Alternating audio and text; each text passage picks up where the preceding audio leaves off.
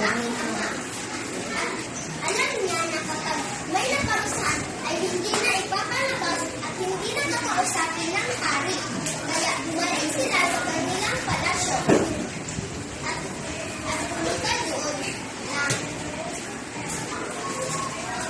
At pumunta doon na walang dalang isda.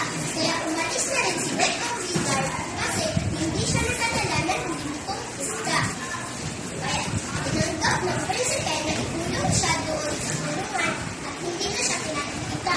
Ngunit ang kanyang ina ay may naisip na paraan para siya'y pagalain. Inintahan niya ang kanyang anak at sinabi, "O anak ko, naaawa ako sa iyo. Ipapalabas kita dito at pinapakanda na ako mga daanan para sa iyo." At sinabi ng mahal na prinsipe, "Pero ina, baka makita ko tayo ng ama ko." At sinabi ng reyna, "Tulog niya ang ama ko, pati ang aking mga gwardiya. Pinatulog ko na rin." Kaya malungkot na umalis ang prinsipe doon sa kanyang nanay at nagpaalam na, "Paalam po, inay, namimiss ko po kayo." Kaya sa kanyang paglalakbay, nakita siya ng isang palasyo, may mga gito sa loob. At pumunta siya doon at sinabi niya, "Ano po ba?" At sinabi ng guard doon, "Ano po ba ang kailangan niyo dito sa palasyo?" Meron pong anak ang hari dito na pinakamagandang babae na nagsalang ang makakapagpakasal.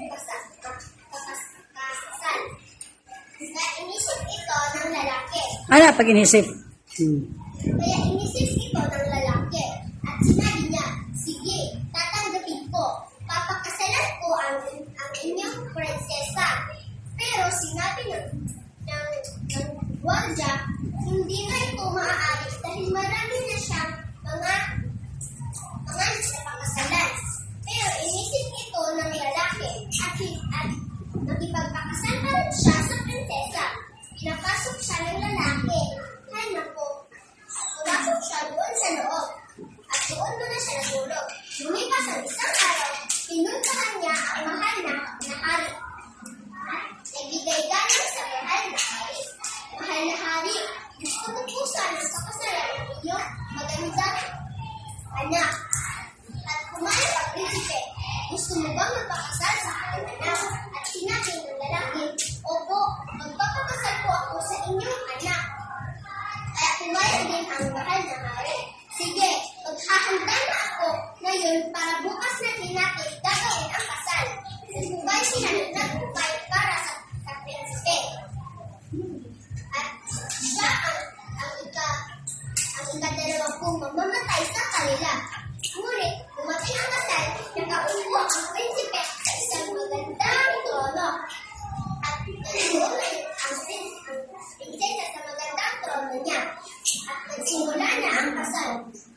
Kaya pagsimula ng kasal, nakakikit ang prinsesa sa pagdadala nang nakita niya may lumalabas na ahas sa kanyang damit, kanyang magandang damit. At nagalit ang prinsipe.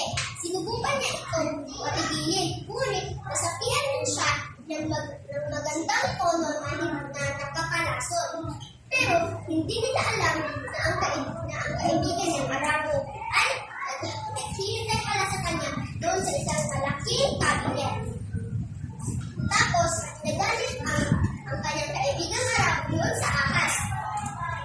At saka lumabas siya doon sa cabinet at kinuha ang ahas at isinasok ito sa malaking lalagyan at isinirado niya ito ng maayos para hindi na makalabas ang ahas.